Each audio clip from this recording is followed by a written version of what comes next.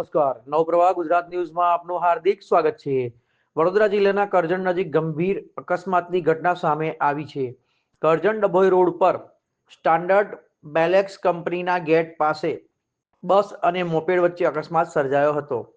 મળતી માહિતી મુજબ આઈપીસીએલ કંપનીની સફેદ રંગની બસ નંબર GJ6BT 2562ના ચાલકે બેદરકારીપૂર્વક બસ હંકારી આગળ જતી hero destiny moped number GJ6SB 8328ને પાછળથી ટક્કર મારી હતી.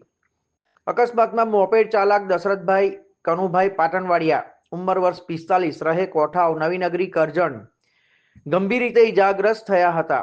માથાના ભાગે ગંભીર ઇજા થતા તેમને તાત્કાલિક સારવાર માટે હોસ્પિટલ ખસેડવામાં આવ્યા હતા, જ્યાં સારવાર દરમિયાન તેમનું દુઃખદ અવસાન થયું હતું. ઘટનાની જાણ થતાં જ પોલીસ તાત્કાલિક સ્થળ પર પહોંચી આગળની કાર્યવાહી હાથ ધરી છે.